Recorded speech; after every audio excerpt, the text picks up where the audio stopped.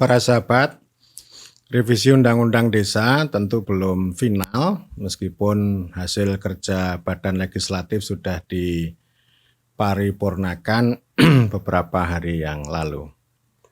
Proses masih terus berlanjut, tentu akan ada dialektika antara DPR dengan pemerintah.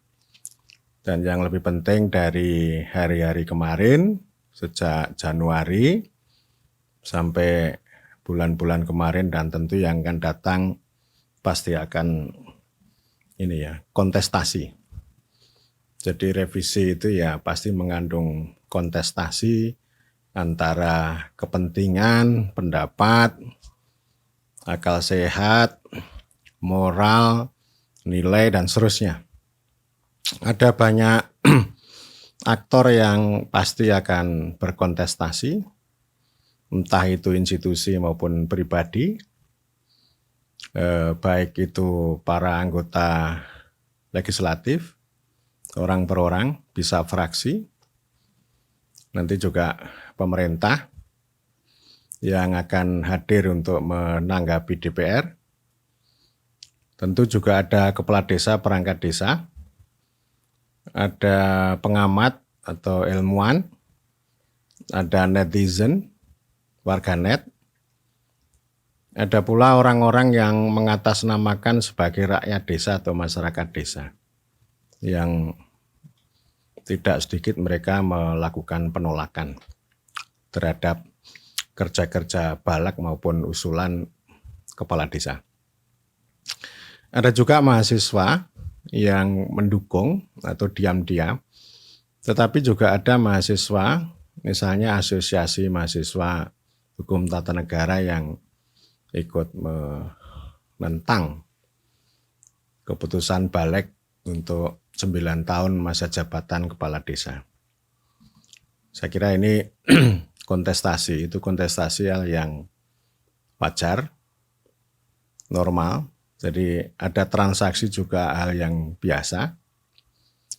Kemudian ini ada para pihak yang pro dan kontra.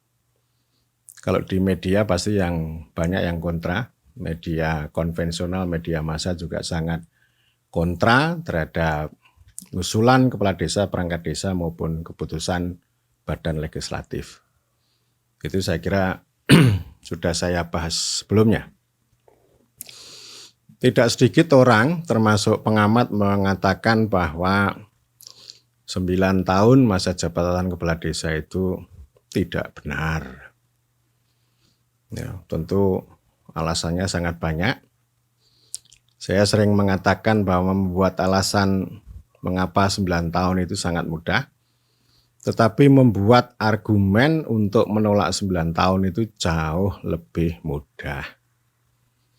Saya ingin mengatakan bahwa yang salah itu belum tentu buruk, yang benar belum tentu baik, yang baik belum tentu benar, yang buruk itu belum tentu salah.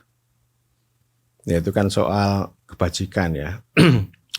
Bisa saja ini salah menurut pengamat, ya, tapi belum tentu baik bagi para pemangku desa. Karena itu proses berikutnya kan penting untuk mempertemukan antara kebenaran dan kebaikan ya. Jadi syukur kalau itu baik dan benar. Dan kebenaran itu tidak tunggal. Jadi kalau ada para pengamat mengatakan 9 tahun itu salah, ya, salah dan buruk gitu ya. Kalau saya lain lagi, itu bisa benar dan bisa baik. Tergantung, ini kan soal kontestasi pendapat yang berkembang, dan karena itu saya menyampaikan 4 dimensi penting yang akan hadir di dalam kontestasi, dalam pertarungan yang dimainkan oleh para aktor. Keempat hal itu, satu adalah hak, yang kedua adalah kompetensi. Kompetensi ini soal pengetahuan, keterampilan, Lalu yang ketiga ini otoritas atau kewenangan. Lalu yang keempat legitimasi. Ya. Setiap orang punya hak untuk berbicara, siapapun. Itu jelas ya. Nah, memang ini ada kadarnya. Ada orang yang punya hak untuk bicara maupun entah bicara baik atau bicara jelek. Entah itu pro dan kontra itu ya, itu hak. Tetapi saya menilai hak yang paling tinggi itu harus kita letakkan kepada para pemangku desa. Baik kepala desa maupun perangkat desa. Itu hak yang paling tinggi. Karena mereka konstituen. Kalau kita bicara soal hukum, jangan hanya ngomong soal nalar-nalar hukum. Jangan hanya bicara aspek pasal-pasal ayat secara prosedural. Bicara konstitusi, jangan hanya ngomong konstitusi, konstitusionalisme, konstitusionalitas. Tetapi juga bicara konstituen. Salah satu aspek penting di dalam konstituensi sini adalah aspirasi. Jadi pemangku desa, baik kepala desa maupun perangkat desa, BPD, itu punya hak yang paling tinggi untuk menyampaikan aspirasi. Bila dibandingkan dengan pihak-pihak lain, apalagi netizen abal-abal. Mengapa mereka punya hak yang paling tinggi? Karena hak itu akan disalurkan menjadi kewenangan, kewenangan akan dilembagakan atau diteruskan menjadi kewajiban dan tanggung jawab kepada orang banyak. Kalau orang per orang atau netizen itu kan punya cuma hak bicara, tapi nanti dia bukan pelaksana. Tidak akan punya implikasi terhadap kewenangan, kewajiban, dan tanggung jawab pada orang banyak. Ya bebas saja. Termasuk orang-orang yang mengklaim saya rakyat desa, saya masyarakat desa. Ya boleh aja klaim-klaim seperti itu atas nama itu, nggak apa-apa. Tapi orang-orang gitu kan nggak punya ini ya, nggak punya konsekuensi. Meskipun di antara mereka nanti juga punya hak untuk menjadi kepala desa. Orang bisa berbeda antara sebelum dan sesudah menjadi kepala desa. Kalau sebelum itu wah, luar biasa, tetapi kalau sudah masuk pada realitas yang lebih rumit, itu akan membuat orang itu insaf, akan berbeda pendapat. Ya, saya selalu menghargai anak-anak muda yang merebut kekuasaan, dan saya selalu dorong rebutlah kekuasaan kepala desa, karena pemilihan kepala desa bukan persoalan regenerasi, bukan persoalan sirkulasi, tapi soal pertarungan kekuasaan. Ya, kekuasaan yang nanti akan digunakan untuk orang banyak. Tetapi ketika Anda duduk menjadi kepala desa, menjadi perangkat desa, menghadapi keterbatasan, kesulitan, kompleksitas, ya tentu Anda akan membaca tanda-tanda zaman yang berbeda dengan pendapat Anda hari ini. Ya. Jadi ini soal hak ya. Jadi siapapun punya hak. Tetapi saya mengutamakan hak-hak para pemangku desa yang sekarang sedang duduk. Karena mereka itu ya memperoleh mandat dari orang banyak, mengurus orang banyak, memperoleh tekanan dari pemerintah dengan keterbatasan sumber daya. Ya, dan saya ingin memandang mereka dengan pendekatan humanisme, bukan moralisme. Kalau moralisme ya itu enggak menarik itu.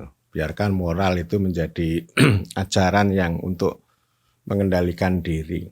Orang memang perlu bermoral, tapi moralisme jangan digunakan untuk mengadili orang itu jahat, sesat, rakus, tamak, memperkaya diri dan sebagainya. Itu moralisme yang tidak mencerahkan dan tidak membebaskan. Saya kira tidak hanya para pemangku desa maupun para netizen, semualah, baik itu nanti birokrat, teknokrat, pengamat, pegiat, punya hak untuk berbicara, berkontestasi, memberikan aspirasi maupun inspirasi terhadap proses revisi Undang-Undang Desa. Itu hak. Kemudian yang kedua, kompetensi. Kompetensi ini ya siapapun punya kompetensi. Entah itu birokrat yang biasa membuat formulasi, membuat pasal-pasal, para sarjana hukum apalagi, punya nalar, punya logika hukum yang nanti akan membuat gagasan. Dan kompetensi biasanya ya para pakar ini ya, apa-apa sukar ini ya. Jadi ini soal pengetahuan yang saya sudah berbicara sebelumnya. Saya mengatakan bahwa politik dan pengetahuan ini saling berkontestasi. Saya berharap ini antara politik dan pengetahuan atau ilmu ini bisa bersenyawa yang bisa memperkuat desa. Dan artinya kita tidak boleh mengatakan bahwa politik itu merusak karena ilmu itu juga punya daya rusak yang jauh lebih besar daripada politik. Termasuk ilmu-ilmu SDGs, ilmu stunting, ilmu-ilmu impor yang saya sebut sebagai parasit, itu punya daya rusak yang luar biasa. Yang saya sebut sebagai ilmu modernis. Jadi ilmu ini ya belantara. Kotak-kotaknya juga sangat banyak. Jadi kompetensi itu kan nanti akan tergantung pada kedalaman ilmu yang dimiliki maupun relevansi. Kalau saya ingin mengatakan bahwa ilmu-ilmu modernis itu ya dangkal dan tidak relevan. Apalagi kalau orang ngomong bahwa desa itu unit pemerintahan terendah gitu. Itu kompeten ya dari sisi itu, tetapi ya itu dangkal dan tidak relevan. Ada juga para orang-orang kompeten bicara soal digital itu, smart village dan sebagainya, itu modernisme. Ya itu benar pada sisi mereka, tapi bisa salah pada sisi desa. Jadi kompetensi ilmu ini penting untuk dipetakan lebih jauh. Jadi artinya kita ingin menemukan cara pandang kepakaran keilmuan yang dalam sekaligus juga relevan. Jadi karena memang selama ini ya desa itu menjadi medan itu semuanya. Saya sudah banyak berbicara, ada ilmu yang etatis, ada ilmu modernis, ada ilmu yang formalis gitu. Itu semuanya itu kejam terhadap desa.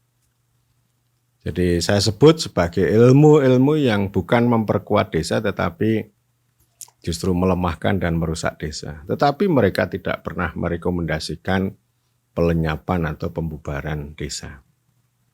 Ini saya kira sangat banyak orang-orang yang seperti itu dan ini dianut oleh orang-orang terdidik yang bergelar tinggi dan banyak itu ada banyak di situ. Termasuk banyak profesor, misalnya profesor mengatakan bahwa tahta itu begitu menggoda. Ya, jadi untuk mengatakan seperti itu ya orang tidak harus menjadi profesor.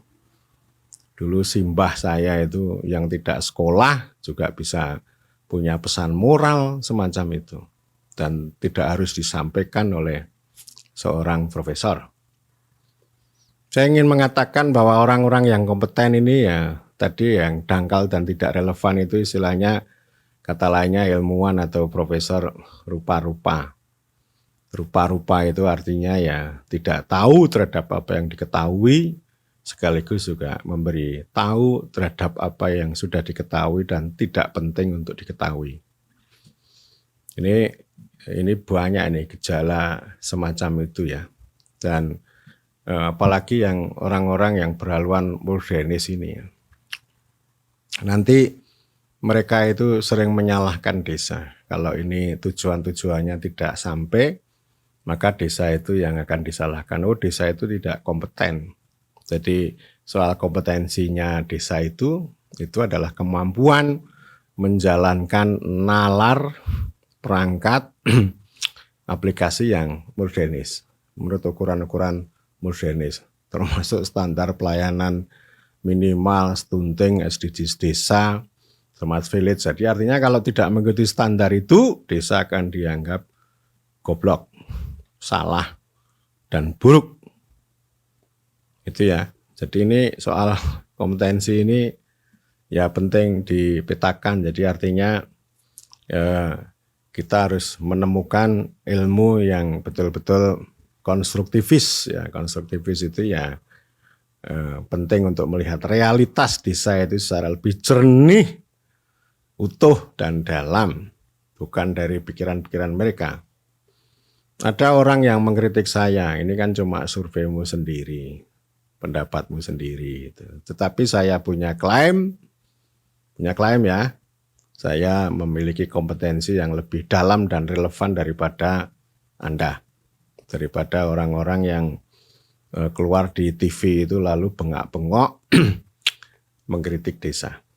Ya, itu kompetensi. Lalu yang ketiga adalah otoritas. Ini DPR punya otoritas, pemerintah punya otoritas. Kalau kita lihat orang per orang, ada orang yang punya otoritas, tapi juga sekaligus memiliki kompetensi. Ya, kompetensi yang dalam dan relevan tadi. Ada juga di kalangan mereka pemegang otoritas itu yang kompetensinya dangkal dan tidak relevan. Kan sama juga karena mereka itu kan juga para sarjana ya yang memperoleh pengalaman belajar termasuk berinteraksi dengan pakar. Pakar adalah kekuasaan yang bisa membentuk pendapat para DPR itu ya. Meskipun pada posisi sekarang ini DPR itu mengambil keputusan yang berbeda dibanding dengan pakar-pakar kompeten. Dalam hal ini saya lebih cenderung mendukung apa yang dilakukan DPR daripada pendapat para pakar yang kompetensinya dangkal dan tidak relevan. Saya lebih mendukung DPR yang membela para pemangku desa daripada memenuhi aspirasi para pakar maupun netizen yang mengklaim diri mereka atas nama rakyat desa, masyarakat desa. Ya, jadi berdasarkan pengalaman yang sudah-sudah, bahwa kita punya harapan yang lebih besar itu pada ranah politik di DPR ketimbang di pemerintah, karena pemerintah ini sebenarnya isinya adalah para teknokrat dan birokrat yang lebih banyak berhaluan formalis, pragmatis, modernis. Meskipun kompetensi mereka, pengalaman mereka itu bertahun-tahun ya, tapi bisa juga ini pengalaman 1 tahun yang diulang berkali-kali. Saya pernah berbicara tentang 4 tipe birokrat memandang desa. Itu sangat beragam ya. Desa birokrat otokrat itu yang cenderung menindas desa, birokrat yang pragmatis yang biasa hanya cari proyek, termasuk ini parasit kayak apa yang dilabrak presiden pada stunting ya, 2 miliar untuk stuntingnya, 3 miliar untuk meeting, 3 miliar untuk perjalanan dinas, 2 miliar untuk administrasi ATK dan sebagainya. Itu birokrat pragmatis ya. Lalu kalau birokrat teknokratis atau para teknokrat itu ya mirip itu ya. Tapi mereka sangat modernis, ukuran-ukuran sangat modernis. Jadi desa maju itu menjadi ukuran utama. Mereka nggak pernah akan bicara tentang desa yang kuat dan berdaulat. Ini kan beda dengan politisi. Kalau PDI Perjuangan kan punya garis tentang desa yang kuat. Mereka enggak. Orang-orang modernis itu entah itu yang ada di dewan atau di dunia birokrasi atau pengamat tidak pernah akan berbicara desa yang kuat berdaulat, enggak akan. Desa maju. Ya. Kalau para pemangku desa itu akan cenderung memilih desa yang kuat dan berdaulat daripada desa maju. Ya. Ini konsep-konsep kata kunci itu juga menjadi arena perdebatan maupun kontestasi. Tergantung posisi orang, kepentingan orang dalam hal memilih keyword atau kata kunci itu. Ya, jadi ini soal otoritas ya. Jadi artinya ya otoritas ini justru yang nanti ini ranah politik yang memang harus ada dialektika. Kita berharap tentu mempertemukan antara kompetensi yang tadi, yang dalam dan relevan dengan politik yang berpihak untuk membuat desa yang kuat dan berdaulat. Lalu yang keempat adalah legitimasi. Legitimasi itu ya APSA ini juga dikontestasikan. Memang prinsipnya sebenarnya disetujui lah, pendapatnya disetujui. Dan orang punya hak untuk berpendapat, itu legitimasi. Artinya kalau orang yang punya kompetensi secara dalam dan relevan dan punya otoritas, itu punya legitimasi. Kepala desa juga punya legitimasi meskipun di mata para netizen, para pengamat itu salah. Ya. Salah atau digembur dengan moralisme ya. Kepala desa dituding serakah, rakus, tamak, dan sebagainya. Jadi legitimasi ini saya kira puncaknya itu. Saya berharap nanti DPR terus-menerus berjuang untuk kemuliaan desa, ditopang dengan kompetensi pengetahuan yang dalam dan relevan, itu akan menghasilkan legitimasi. Seperti halnya pengalaman Undang-Undang Desa 10 tahun yang lalu. Ya. Itu aspirasi kepala desa hadir, ya, hak aspirasi kepala desa, pemangku desa hadir, kemudian juga kalangan masyarakat sipil, kompetensi para ilmuwan juga hadir di sana, lalu otoritas jalan, ada proses dialektika yang menarik, luas, dalam, dan itu akan menghasilkan legitimasi. Ya memang kalau dipandang dari sisi pakar hari ini, pakar-pakar yang kompetensinya dangkal dan tidak relevan, maka DPR hari ini tidak legitimate. Itu konsep legitimasi itu juga dikontestasikan. Tetapi menurut saya legitimasi DPR sekarang itu menurut saya lebih kuat daripada pendapat para pakar. Karena para pakar itu kan hanya melihat satu sudut saja, dengan moralisme dan akal sehat, lalu membabat apa yang diaspirasikan oleh kepala desa. Tetapi kalau DPR, meskipun dipandang transaksional, mereka sedang membela desa, membela para pemangku desa. Ketika desa itu ditindas, kepala desa juga diperalat. Ini para pakar yang mengaku kompeten itu kan tidak pernah membela. Nggak pernah, ya. Nah, justru itu mereka itu kan intinya menggunakan demokrasi sebagai balsem. Masa jabatan 9 tahun itu melanggar demokrasi, ya. Tetapi sebenarnya orang-orang yang pengen demokrasi ini juga suka teknokrasi. Itu namanya kontradiksi. Itu membuahkan kekuasaan kontraproduktif yang justru memperalat dan menindas desa. Itu tidak akan membuat desa itu yang kuat berdaulat, yang nanti akan bermanfaat bagi orang banyak. Ketika orang berbicara soal sirkulasi dan evaluasi, tetapi tidak bicara soal legitimasi dan legacy, yaitu hanya prosedural. Itu namanya demokrasi prosedural, bukan demokrasi yang esensial. Terima kasih.